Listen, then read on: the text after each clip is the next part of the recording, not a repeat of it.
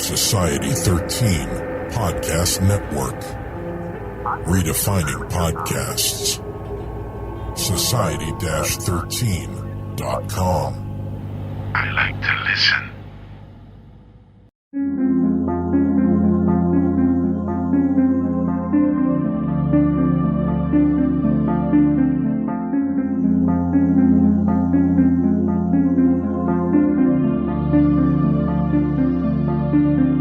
History tells the story of the world and of our lives. Sometimes that history goes bump in the night.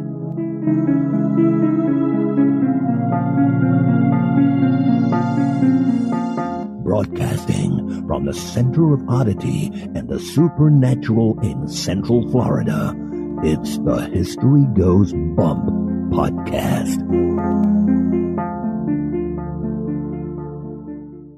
Hello, you spooktacular people. Welcome to this 169th episode of the History Goes Bump podcast. Ghost Tours for the Theater of the Mind. I am your host, Diane. And this is Denise. On today's episode, we are bringing you the USS Hornet. This is located in California, and it was suggested to us by Angie, Reynoso, Akbarzad, probably back in, I think it was February. So for those of you who have made suggestions and you're like, where is it? You can see sometimes it takes us a while to get to those suggestions. I just put together a list, Denise, the other day. I organized it finally, which is a good thing because I found some locations that we'd had 4 different people suggest. So I've got it more organized now in an alphabetical order so that we can find them. So I had this on the calendar to do in December. And last month, we got an email from a woman named Pamela Ennis who said, hey, I have a suggestion for you guys, the USS Hornet. And I went, oh, well, great timing because we already have it on the calendar. And then she went on to tell us that she actually is a docent on the aircraft carrier. And I said, well, would you like to come on the show with us? And she said she would. So she's going to be joining us on today's episode. We're very excited to have her. What I wanted to do is have you share with everybody a little bit about yourself. I've been a docent on the ship for, I'd say, a little over 2 years, and I help them with their paranormal tours. Which is perfect for us. Which works out really well because I have intimate knowledge of what happens on the ship after dark. What got you interested in the paranormal to begin with? Well, as a child, back in the 50s, it wasn't something that generally people spoke about. It was a great way in which to end up in a jacket with the locks on the back. And so what happened was I would wake up in the middle of the night and I would see people standing next to my bed. And they looked just as clear as if somebody was really standing there. And I would start screaming and my mother would come in. And they attributed it to night terrors. Now that we're a little bit more open to the process, I think what was happening was people were trying to get my attention. But I was too young to understand it, and I didn't have a support system in place that would say, you know what, there are things that we don't understand. And so as I got older, I began to get more interested in the paranormal. And about 4 years ago, some friends of mine and I went to Virginia City for the weekend, and we did some investigations, and I became hooked. And so that was basically the start of Pacific Coast Spirit Watch, and I'm the case manager for the group. Now, was this just something, basically seeing dead people when you were a child? Was that just something that you did as a child, or do you still have people come along and hang around your bedside? What happened was I sort of learned to block it. And now that I'm older, I'm working toward hopefully getting that ability back. And I do on occasion will hear people call my name, or I'll see things out of the corner of my eye. We do have here in our home a few visitors that come through that you'll see shadow people and things along those lines. But I'm still working toward trying to get those abilities back and opening myself up more. Denise, we found out something that was just very heartwarming to us and that we thought was very cool in regards to a t-shirt. So in the Spooktacular crew, there was a posting from one of our listeners, and we found out her daughter is one of our littlest listeners, and the only thing she wanted for her 7th birthday that she asked for was a History Goes Bump t-shirt. The post had a picture of her holding her pink History Goes Bump t-shirt. So Morgan, thank you for being a great listener. We're really excited to have you as part of our crew. Happy birthday, Morgan. And we also want to welcome to the Spooktacular crew, Michael M. Hello, Michael M. And Michael A. And Michael A. Jennifer. Hey, Jennifer. Brandon. Hello, Brandon. Amy. Hello, Amy. Philip. Hi, Philip. Matthew. Hi, Matthew. Megan or Megan. Hello, Megan. Carrie. Hi, Carrie. And Samuel. Hey, Samuel. Denise, are you ready to take off for the USS Hornet? I most certainly am. I hear you can land planes on those things.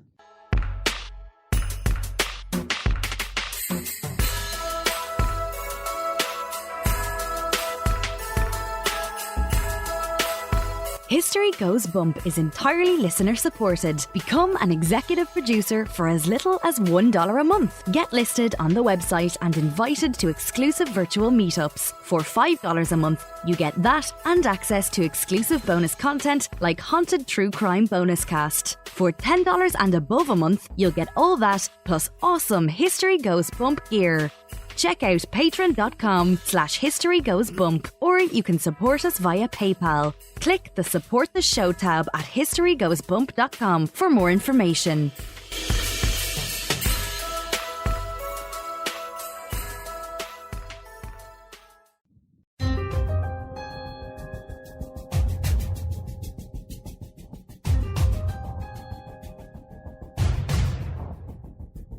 History is full of oddities, curiosities, mysteries, and the truly bizarre. Welcome to this moment in Oddity.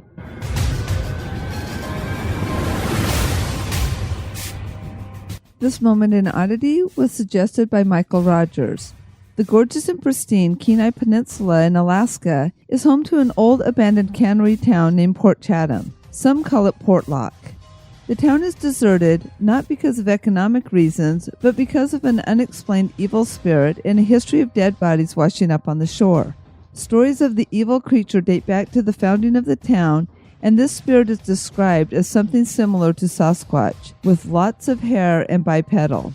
The town was originally inhabited by the British Royal Navy in 1787. Sightings of the creature claimed that it was strong enough to rip trees up from their roots, and that it would occasionally set them up with their roots to the sky. A mining camp named Chrome was set up nearby, and a post office officially established the town in 1920. During the height of World War II, dead bodies started washing up around Portlock, and this wasn't just on the shores of the bay, but also in the rivers and lakes and even trails near the town. The bodies were mutilated and torn to shreds. Townspeople would just disappear to never be seen again. By the 1950s, people were so afraid that they just fled the town. Hunters who ventured around the abandoned town claimed to find 18-inch-long human-like footprints. The idea that Port Chatham was abandoned due to an evil Bigfoot-like spirit certainly is odd.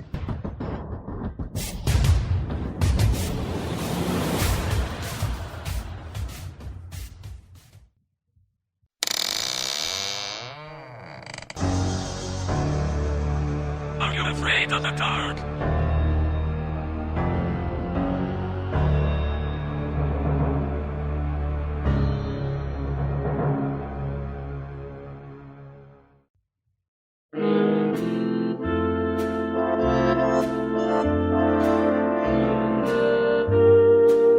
This day in history.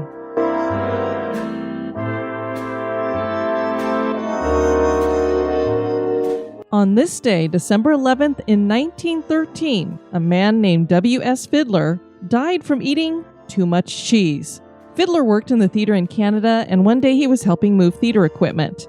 He wasn't feeling well and finally fell over, dead. He was only 50 years old at the time. An autopsy was conducted, and it was found that he had ingested too much cheese. His body apparently couldn't digest cheese very well, and it had accumulated, causing acute indigestion, and eventually caused his heart to stop. We wonder if his tombstone reads, "Death by Cheese."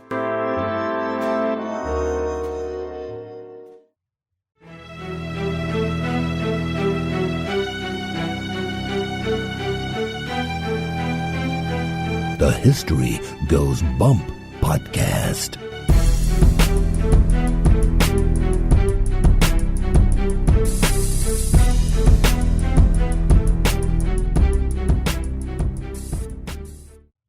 The USS Hornet is an aircraft carrier located in Alameda, California. It is named for a previous aircraft carrier that sank in October of 1942.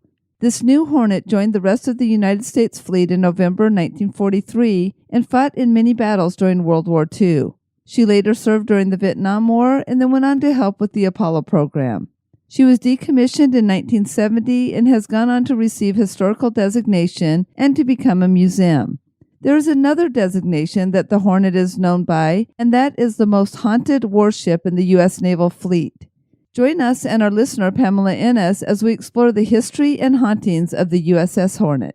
Pamela Ennis is the case manager of Pacific Coast Spirit Watch, which is a paranormal investigative team. And that team has been investigating for 4 years and has worked in conjunction with several other teams located in California and Nevada. And as I said earlier, Pam's also a docent on the USS Hornet and helps with the tours and overnight stays. And she's investigated the USS Hornet many times, so I can't think of a better person we could have joining us to tell us more about the ship. And she shared with us a lot of photos, which we have up in the show notes to go with today's episode.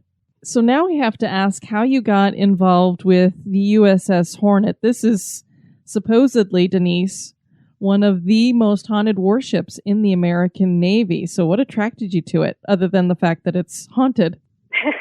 Well, my father served on the U.S.S. Midway and on the U.S.S. Lexington, and so I have a love of aircraft carriers.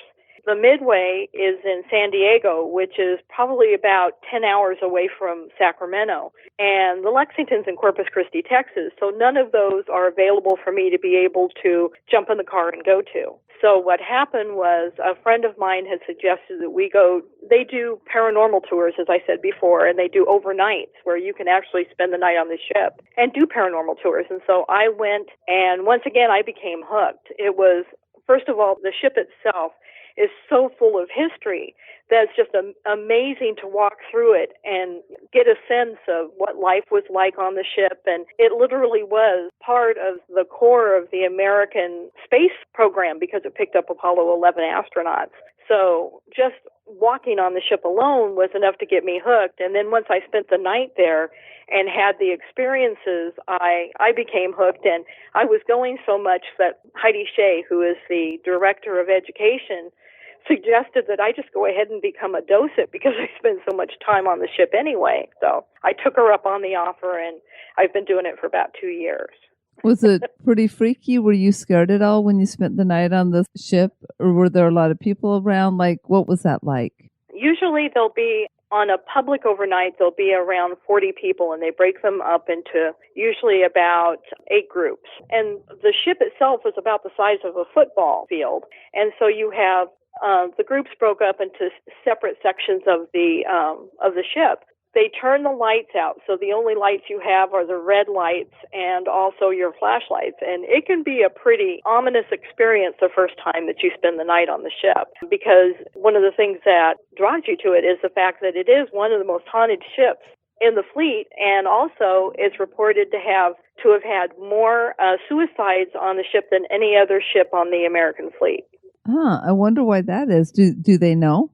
Well, you have to remember that they, at one point, the ship had actually been out at sea for over 18 months. Mm. And you have, at the time, the average age was generally 18 years. And so what would happen is these boys would be out on the ship, and their loved ones are at home, and their girlfriends are at home, and this was long before cell phones, and so you've been out at sea for a year, and you receive a Dear John letter.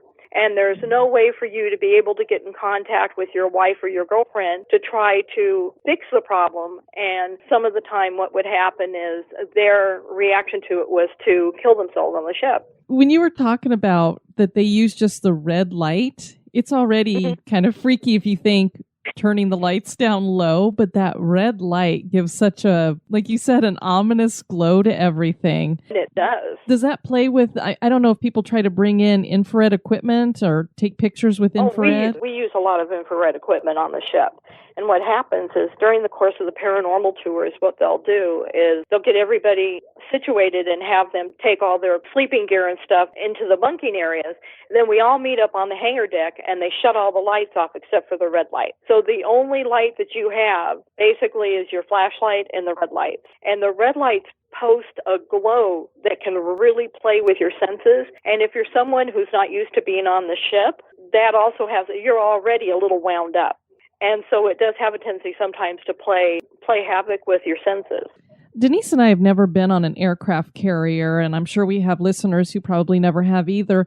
Can you kind of describe the makeup of an aircraft carrier, what the different levels are like, and where they eat, where they sleep, that kind of thing? Basically, when you board the ship onto what's called the hangar deck. Now, this is where they work on the aircraft. On the hangar deck, there's toward the front of the ship, the bow of the ship, is an elevator where they would lift the airplanes up to where the flight deck is, where they would take off.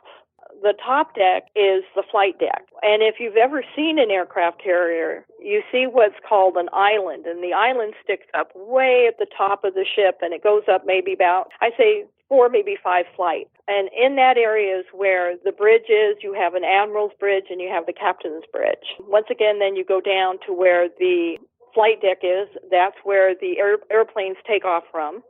The lower deck below that's the hangar deck where they work on the planes. And then you've got I'd say a minimum of 7 or 8 more flights that you're going to go down, decks that you would go down into the ship. I think on the 3rd deck of the ship is where the engine room is. And then a deck above that is the mess deck. That's where they sleep. Also, you've got what's called the officers' quarters, where they go toward the front of the ship. They used to have several different stores where the sailors could go in and they could buy supplies. They could get cigarettes, they could get candy, they could get writing paper. There's also a post office. There's radio room, berthing areas toward the front where junior officers were sleeping. And in the lower decks of the ship, there were also several different berthing areas where the sailors would sleep depending on where their jobs were. You're talking the size of a small city, if that makes sense to you. It does. It does perfectly. And it's easy to get lost. I'll bet. Because you've got, basically, each level is flat and goes from one end of the ship to the other, and there are offshoots that you can take, and so you have to be very careful about not taking a wrong turn. What year was the aircraft carrier put into commission? Well, are you talking about the actual aircraft carriers or the Hornet? The actual Hornet. There's 2 Hornets. One was CV-8. Okay. That was the original Hornet. It was made back in, I believe, 1942. It was lost during an air attack in the Battle of Santa Cruz. Now, one of the nicknames that they give the Hornet is the Gray Ghost, and the reasoning behind that was that they knew the ship had been sunk, but just after the ship had been sunk, the current Hornet, which is in Alameda, was already being built, and they were going to name it something else, and in honor of the Hornet, because of its outstanding service, they changed the name of CV-12 to the Hornet, and so all of a sudden, our enemies are out in the Pacific, and they're looking at the Hornet. They thought that it had been sank. So that's where the Gray Ghost came from, because all of a sudden it was gone and then it was there again. Oh, interesting. Mm-hmm. It's a good way to kind of fool them a little bit and maybe make them go, are we really seeing that or not?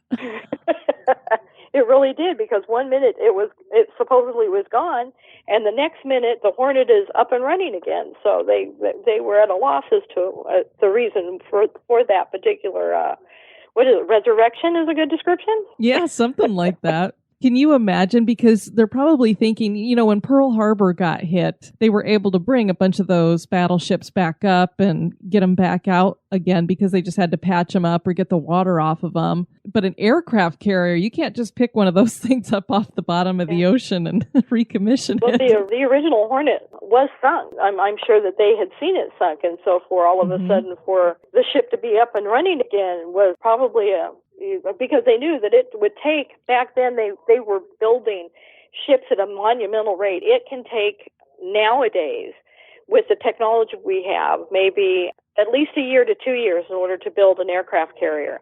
And they were putting them out, I think it was 16 months it took for them to complete the build on the second Hornet. Wow. It's amazing. But that was during World War II. We were in a wartime economy, and to be perfectly honest with you, and this is one of the great things that I think about the Hornet, is a lot of her fabrication was done by women because men were overseas fighting for our country. Sure. The women were the riveters and the people who were fabricating the ship. Do you know how many battles the USS Hornet, the second one, was in? Was commissioned just 16 months after her keel was laid, so it took them 16 months to build her. She, for 15 continuous months, she was in action in the forward areas of the Pacific Combat Zone. She was under air attack 59 times, was never hit. Wow. Her aircraft destroyed 1,410 Japanese aircraft in World War II, which was a record for aircraft carriers. Neat. Her air groups destroyed or damaged 1,269,710 tons of enemy shipping. In 1945, she launched the first airstrikes against Tokyo since 1942 during the Doolittle raid. So she was in service from 1942 to she was decommissioned in 1998. Wow, that's a long service record. She was opened as an aircraft carrier museum. I think she was decommissioned in 1991 and then donated to Alameda to become a museum because they were about to scrap her. Oh, well, I'm glad that they turned it into a museum rather than that. Because, I mean, you just think about that long service that ship gave. I can't even imagine thinking about scrapping it with all the history and all the, wow. And one of the distinctions about the Hornet is that she truly is a museum in that because she is considered a national monument, they have to, when they do restoration on her, it has to be restored up to the point that it was at the time she was in service. So for all intents and purposes, her restoration has stayed true to what she was like when she was in service. So when you go on the ship, she does look exactly like she did when the sailors were on, when she was out at sea. That's really cool. Obviously, since they provide the opportunity to stay overnight, they don't hide the fact that they are reputedly haunted. What made them decide to embrace that? Do you know? I think what it was, the ship itself is ran on donations. Mm-hmm. Not only do they do the overnight, the paranormal is just a small fraction of what the museum offers. They call it live aboard, where Boy Scouts, families, classes are able to come and spend the weekend on the ship and actually live the life of what a sailor would have experienced during the course of her service. So they get to learn how to do the knots. They take them through and they actually take them up onto the decks and show them how the equipment works and give them a full history lesson for the weekend. The paranormal is just a small fraction of what the Hornet does as far as education goes. They do outreach. They go out to schools and to show classes what it was like during the time of servicing on an aircraft carrier. And they also work towards science project, and it's called a STEM classroom, which is science, technology, education, and I can't remember what the M stands for, but they do outreaches at school in order to encourage kids to get more involved in technology. So with all these different groups staying on her, have other groups ever had experiences that you know of that weren't there for the paranormal, that were like a Boy Scout group or something? There's a lot of different stories of Boy Scout groups who they actually sleep in the bunks where the sailors would have slept. And in the junior officers' bunk area, which is toward the forecastle, which is toward the front of the ship where the anchor chains are, there's a bunk, it's bunk 11. And the story goes that you never sleep in bunk 11 without asking permission to sleep in the bunk. And the reason behind that is not only Boy Scouts, but adults and other people who have slept within that bunk have been awakened by a sailor telling them to get out of their bunk. Oh my gosh, can you imagine this little kid is sitting in that bunk going, oh, it's kind of dark and creepy in here. And then all of a sudden you hear a voice and you can't see who it is and they're telling you to get out of their bunk. One of the docents that actually works on the ship doing the tours during the day took a picture, and it's a picture of what seems to be the the ghost of a officer walking through one of the bulkheads. It looks like he's heading off for Weekend Liberty. He's got his dress whites on, he's got his cap underneath his arm, and he's walking off the ship, but you can see right through him. And that was taken by one of the docents on the ship. Well, I was going to ask you that I had heard that there was this dress white ghost that makes appearances, and I was thinking, wow, that kind of goes in line with our Lady in White, but now we have a dress white ghost. We've had people who have been on the ship during the day taking tours and look over and see a sailor walking down Broadway, which is a hallway, which literally a walkway, which goes from one end of the ship to the other. I was told that they looked over, they saw this sailor sort of peek in and then walk away. And when they went to look down the hallway to see where he went, there was nobody there. Wow. So it's an amazing piece of history, and it's awesome to do paranormal investigations on the ship. We've had numerous experiences on the ship. So with those, what is one of your favorite experiences that you've had? Well, let's see. The first time I ever spent the night on this, we were in the regular bunk area, and I had put a digital recorder up on the top bunk and just figured, okay, I'll leave it there and we'll see what happens. When I got home the next day, I was listening to the recorder and I captured a man's voice saying, "Hey, what are you doing there?" Oh my gosh. And there was nobody in the bunk area when that was taken. We've had, like I said, there's stories of different sailors that had committed suicide on the ship, but one of the stories which is really interesting is when they first brought the ship in to get it prepared to become a museum, you have to remember that back in when the ship was made, they used lead paint. They used asbestos. That was the normal operating procedure back when the ship was built. And so they were scraping, the lead paints. They were taking out, trying to get the asbestos. They were sprucing her up, getting her ready to open her up. And one of the docents that was working on the ship had a dog, and her name was Stella. And he would spend the week on the ship and then go home on the weekends, and he'd bring Stella on board ship with him. Stella passed away on the ship. Till this day, many of us hear Stella down in the engine room, and last time we had a private overnight, we were sleeping in the sick bay, and one of our team members woke me up because she didn't know where the restrooms were. And she said, "Can you take me down to the restroom?" And I said, "Sure, not a problem." And we're walking down, and she said, "I didn't sleep at all last night." And I said, "Why?" And she goes, "That darn dog." And I went, "You're kidding me, Stella?" And she said, "Yeah." We come walking back out of the restrooms to go back to the sick bay, and you could hear Stella barking in the background. Oh, wow. And it can't be anything from the outside of the ship because the sick bay is inside the ship, so you're not going to hear anything from the outside of the ship. Not through those walls that are supposed to keep torpedoes and stuff out. Exactly. And, we've heard her in the sick bay. We've heard her a lot within especially within the engine area. Now, is it just barking that you're hearing? Do you hear her paws click-clacking? You hear her barking, and sometimes you'll hear her whining. Oh, interesting. You'll hear people talking when you know that there's nobody above you, especially in the engine area. It goes down one floor lower than the third deck. And so whenever we're doing paranormal tours, you don't have anybody on the same deck. That way you don't have to worry about contamination. We were down there, you could hear Stella, and then all of a sudden, a ways down, we could hear somebody talking, and we got on the walkie-talkies and asked if anybody else was on the deck, on the third deck, and they said, no, there's nobody there. And so you'll hear people talking, you'll hear people walking. We took, for my grandson's 18th birthday, we took him for an overnight. We didn't tell him any of the stories because we didn't want to taint him. Mm-hmm. And so what we had done was we took him into the sick bay. They actually have surgical rooms and gurneys in there. And I said, my grandson's name is Alex, and I said, lay down on the gurney and let's see if we can get any kind of response. He was laying on the gurney, and I said, "Doctor, we have we have someone here who needs your assistance." And he looked at me and says, "There's something pinching my arm." Really?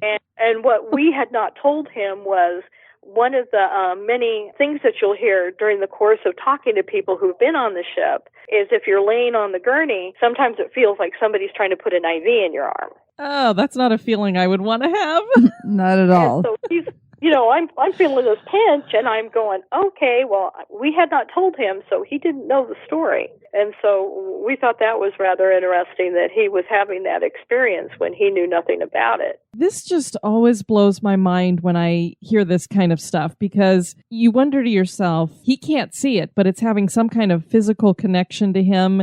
And you're wondering, is this a ghost or an apparition grabbing his arm and trying to get a vein, or is it actually hitting him with a needle that he can't see that's causing the pinch? When we examined his arm, there was no redness. Mm-hmm. So whatever it wasn't physically, but he was feeling it. Isn't that weird? It just blows my mind when stuff like that happens. Things like that happen on the ship continually.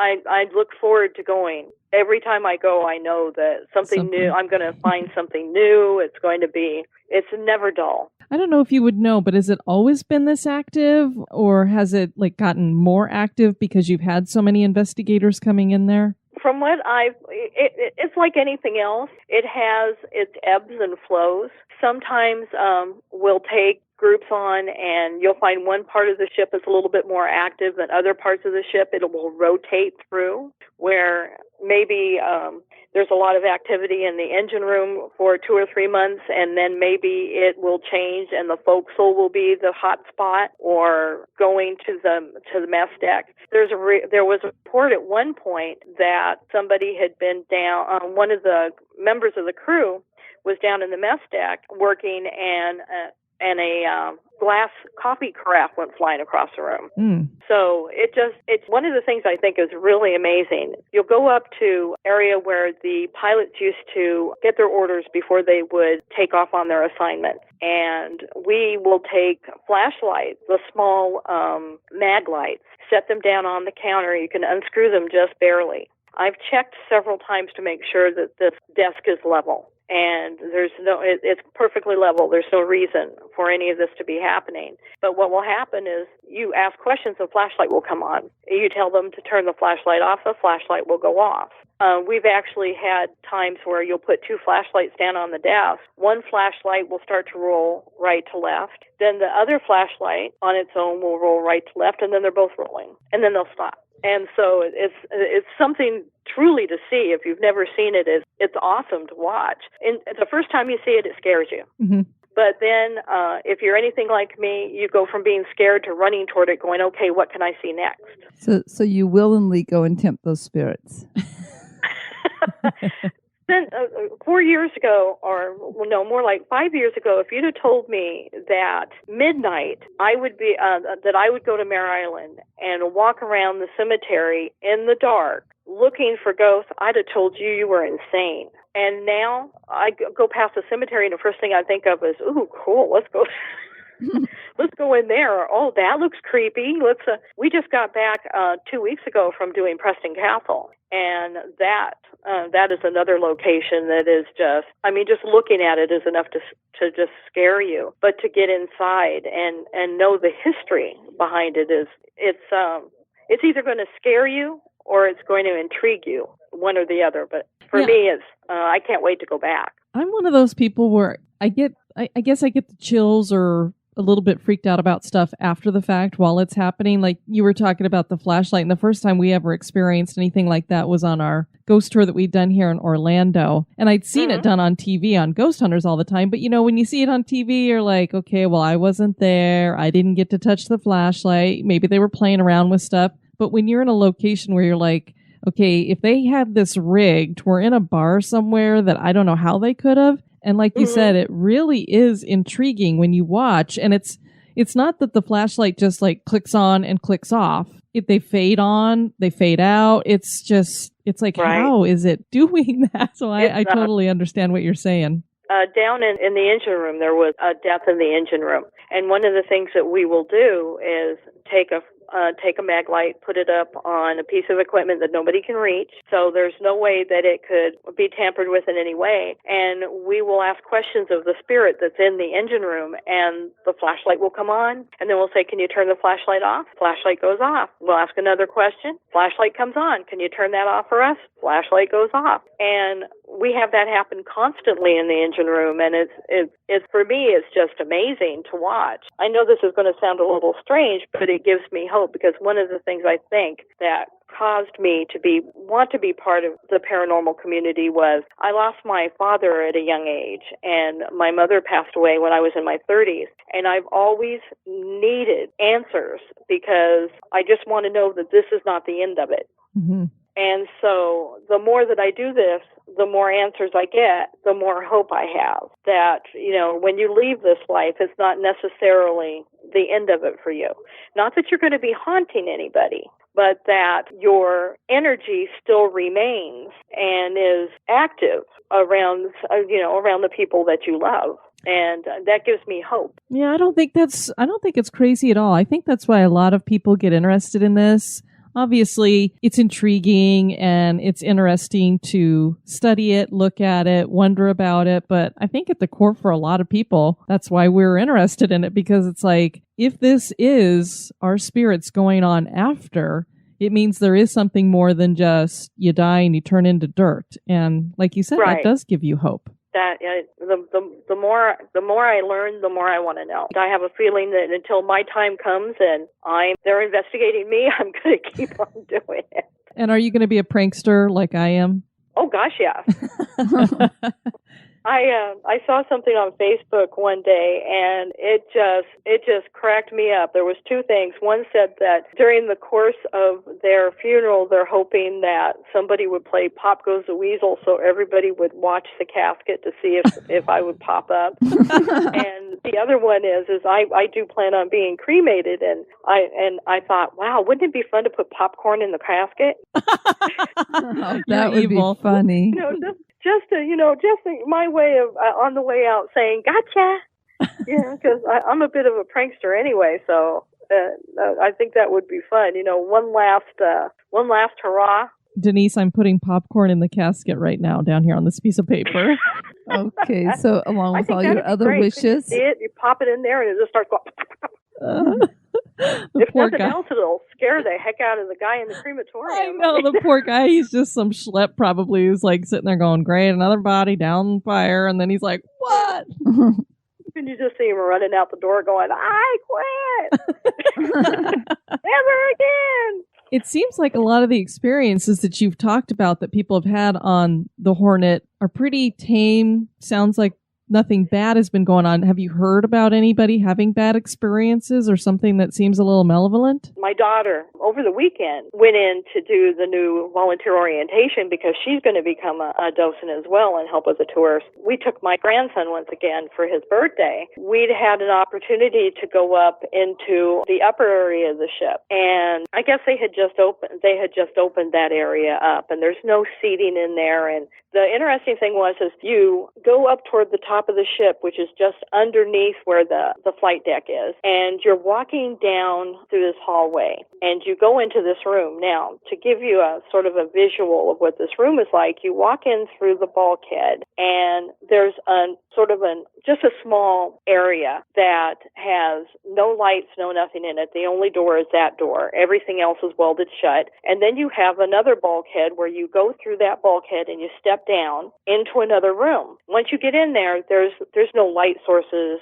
There's nothing. And it was like 10 or 11 o'clock at night, so obviously there wouldn't have been a light source anyway. We're sitting inside there and we're doing an EVP session. We noticed in that area just off of that one little room area that I was telling you about that you walked into from the outside and then came in, there was a light in there that was just sort of moving around. And rationally, you need to find the source of that light. And so what we did was we got up and we started heading toward that room, and we're looking, okay, logically, where's this light source coming? There looked like a pipe that was going through the wall to the outside of the ship. And so we thought maybe there's a light because there are other ships on either side that are active ships. They're still in commission. And so maybe there's a light from that that's coming in, and that's what's causing that light source. Well, that was welded shut. So there was no reasonable explanation as to where that light was coming from. So we all said, okay, fine. Maybe we're just seeing things. We go back in and we sit down, and one of the group had decided to put on one of the laser lights that has the little dots, the grid lights. Yeah. And it seemed to, whatever it was, it seemed to tick it off. And it began to, it just sort of disappeared for a second. So we said, okay, we're sorry. We're going to turn this grid light off. Next thing we knew was this thing started to change. It went from just a regular, like a little yellowish green light to it started to morph. I've never seen anything like it, and it started to get a little larger. Now, the problem was there was only one exit out, and it was where that was. The docent that we were with, Heidi, who's the education director, she said, okay, everybody turn your lights on. So we turned the flashlights on, and we exited because we were concerned that people who were not used to this would start to panic and start to run out that door and get hurt. Sure. And it's very easy to get hurt on the ship anyway, and the last thing you want is somebody panicking, trying to go over. These bulkheads sometimes can be like a foot high as you're stepping over them. And so we got them out of it. But the interesting thing was the rest of the night, those of us who've been on the ship kept looking at each other and saying, man, I've never seen anything like that. It was the wildest thing I have seen on that ship. It just literally sort of morphed and changed from just a small light to it sort of grew. And that's when, we decided it was probably a wise idea to stop this. Yeah. And let's get them all out of here, and we'll go to a different part of the ship, because I'm not sure whether it was ominous or not, but obviously whatever it was not happy with us at that point. Sure. And so we decided to err on the side of caution and get everybody out of there. I know I've never heard of it happening again. So you were the lucky one who got that. Yeah, because not long after that, I think that they closed that particular area down for renovation. So I bet that really made it angry. I wonder if anybody had any experiences while they were renovating it. They've said, I know that they've had experiences. I haven't heard of anything that was ominous. And even now, especially in the forecastle, there are walkways up at the top. And they talk about how you can look up there and you'll see sailors leaning over the edge and looking down at you. Or one of the docents who's no longer on the ship anymore, some of them have staterooms because they spend so much time there. And he had a stateroom, and he said the first time that he went on the ship, got into his stateroom, got into bed, and was awoken by something that threw him out of the bed, probably because they weren't happy that he was in their bed. Especially a stateroom. That was somebody kind of important. And, well, yeah, because if they've got a stateroom, they're definitely officers. Mm-hmm. And so he said that from that point on, whenever he went to go in that stateroom, he would say, permission to come aboard. Oh. Never had a problem with that after that. As long as he asked permission, it was good to go. And so he would always tell us, if you're getting ready to get into a bunk, ask permission, because you don't know whose bunk that is. Mm-hmm.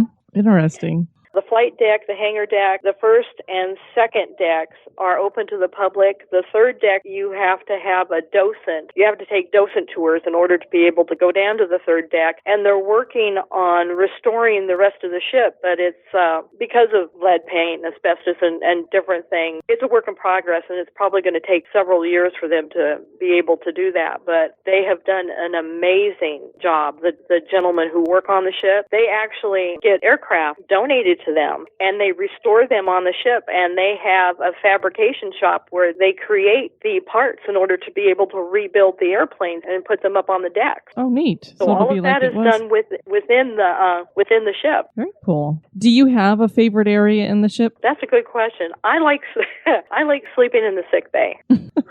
It is considered at points one of the most active parts of the ship, but also the mattresses are more comfortable in the sick bay.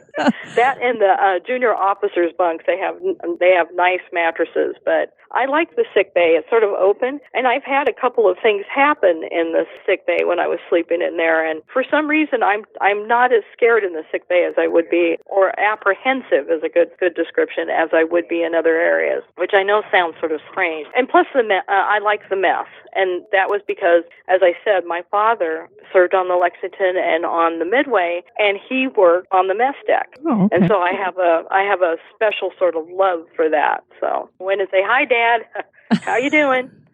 Is there anything we haven't covered that you wanted to make sure we got added? I think that one of the things that people really should understand is, unlike some of the aircraft carriers who've been turned into tourist attractions, the Hornet, once again, it helped retrieve the astronauts from Apollo 11, and they quarantined them on the hangar deck of the ship. There's an Airstream trailer on the hangar deck that is where they had quarantined the astronauts during their stay to make sure that they didn't bring home any moon bugs. The idea that when you go on to the Hornet, you are literally standing in the middle of a piece of history. To walk on that deck now is almost like walking on it when it was out at sea, because the restoration that they have done is detail-oriented to make the ship as close to what it was as it was in action as it is today. It truly is a museum, and it truly is a piece of history, and the education behind it is just phenomenal. And the paranormal is just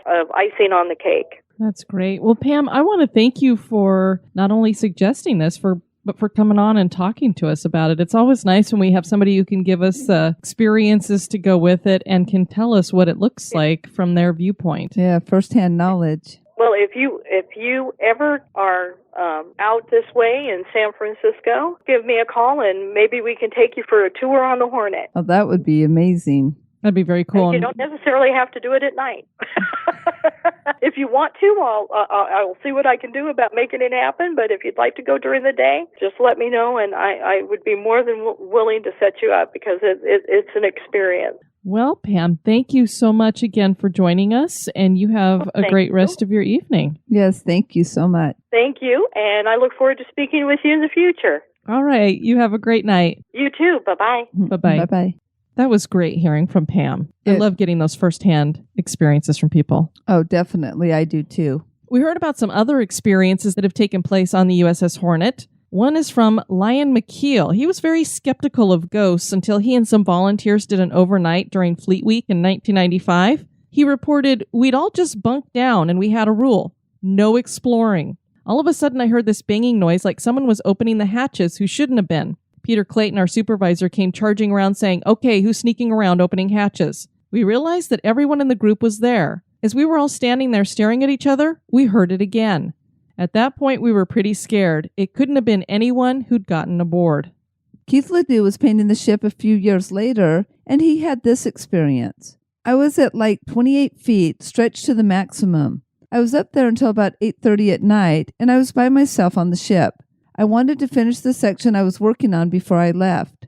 When I had still about 2 to 3 gallons of paint left in my machine, I started hearing voices. Aircraft crews talking shop talk, dropping tools, and working on airplanes. Talking about the airplanes they were working on in parts and home. I thought, wait a minute, come on guys, I'm almost done for the night. Can you let me finish? Let me get down from here. This is really starting to spook me." And it stopped. A man named Alan McKean said, "I'm not a true believer in all of that stuff, but I saw what I saw. One day I saw an officer in khakis descending the ladder to the next deck. I followed him, and he was gone.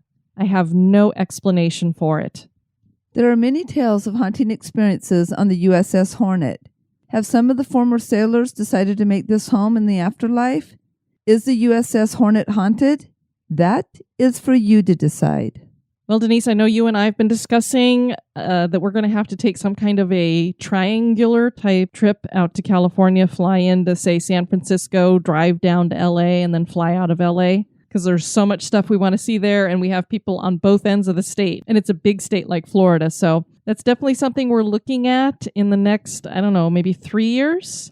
Possibly, yes. So we're looking at that, because the other thing is I need to get Miss Diane to San Francisco. She has never been there. And we're going to have to go probably sometime in October, because I want to be there when they do the Haunted Mansion overlay with Nightmare Before Christmas. Because they've added stuff since we've been there, and I want to see the new stuff. Plus, I love that overlay, and they don't do it here. On our next episode, we're going to be covering Haunted Whidbey Island. This was suggested to us by Marjorie Sneed, and there's several sites there that we're going to hit. Lots of hauntings going on there, so we're looking forward to bringing that to you. We'll also have the 7th installment of Spectral Edition. Want to make sure you guys check out our website, historygoesbump.com. And Denise, if people want to send us any feedback, where can they do that? They can do that at historygoesbump@gmail.com. We just have a few business items to take care of. First of all, we want to let everybody know that Beth Lale is the winner of our exclusive design for 2017. Yes, and it's a great design. All of the designs we got were very, very good, but she just kind of edged them out with her little ghost hugging the castle. Denise went, it's hugging the castle. I love it. So that was the one that won. So congratulations to Beth for that. She will be receiving a mug with her design on it. And then for all of next year, that will be the exclusive design that we will be giving away with our t-shirt drawings. And then after 2017, it'll be available in the Emporium, so you guys can put it on whatever you like and have that in the future. And speaking of the t-shirt drawings, our winner for the December exclusive design t-shirt is Trevor Wage. And I hope I said that right. He has 2 A's in that last name.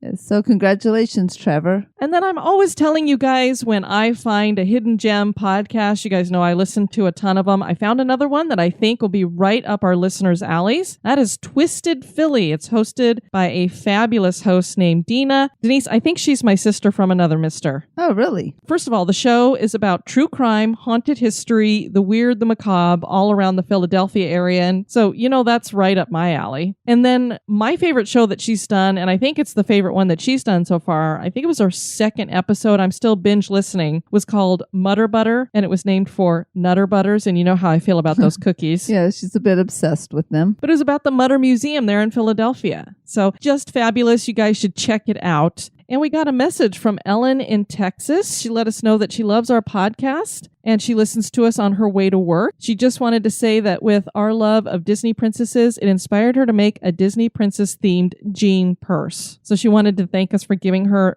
that imagination spark, and we've seen pictures of it as it's been being made. And it is fabulous. Very fabulous. Also, for you creative types out there, I don't know if you're in the Spooktacular crew and you may not have noticed, but we've been doing these trading cards each month, and I've actually jumped into the fray for December. We're doing Winter Wonderland, and I'm having a lot of fun designing my cards for that. So if you guys want to join us for that, it is pinned up at the top of the Spooktacular crew. Email us if you'd like to get more information, but we're just having a lot of fun trading those back and forth. And I know that the Spooktacular crew had a great time with their secret spooky Santas for Christmas as well. Yes, so it was a lot of fun to watch everybody getting their stuff and hinting and everything. Denise and I have just commented several times to each other how blessed we are to have such a fabulous community that has grown up around us. We never expected this to happen. And it's so neat to see all of you guys becoming friends with each other and trying to get meetups together and doing this gift exchange, which we've had nothing to do with any of this stuff, including the trading card thing. It's just things that you guys have come up with. And we just think it's great that you're doing that. Yes, we do. And kind of just a part of that extension of our crew, in a few weeks here, we're going to be having a special edition of the podcast on which we will be talking about and introducing you to the new History Goes Bump ambassadors. As a matter of fact, what we're going to do, Denise, on New Year's Day, we'll have a New Year's Day special, and it'll be a bonus cast. And so that's what we'll be basically doing there. We're going to talk about all of our ambassadors, introduce you to them, tell you about the program, invite those of you who haven't already jumped on board, if you'd like to get on board, to join us. And then I think we'll talk about something haunting in regards to ambassadorships or something like that as a little bit of icing on that cake. So we'll be expecting that on New Year's Day.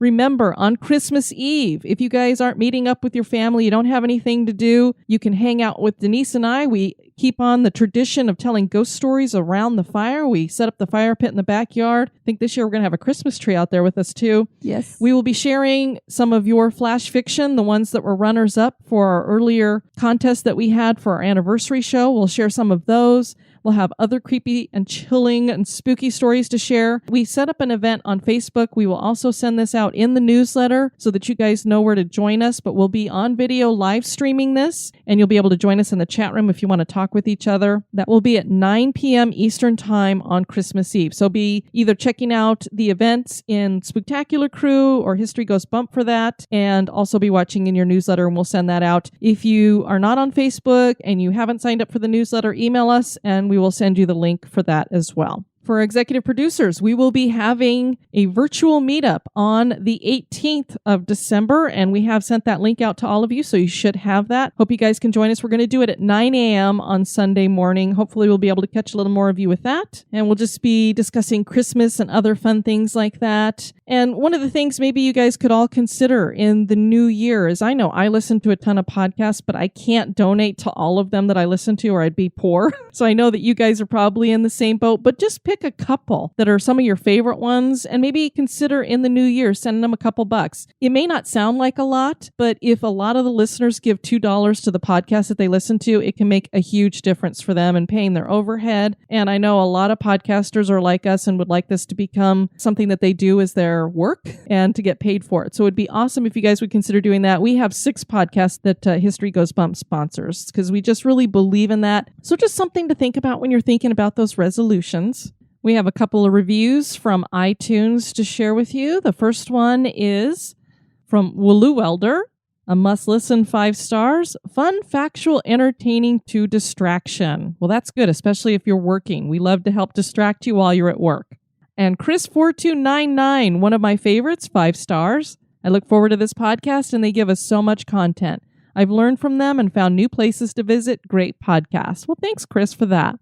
We want to thank you guys for joining us for this episode. I have been your host, Diane. And this has been Denise. You take care now. Bye-bye. This episode has been brought to you by our executive producers. Thanks.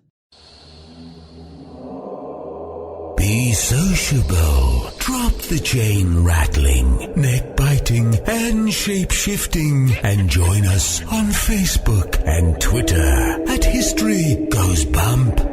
Like the page.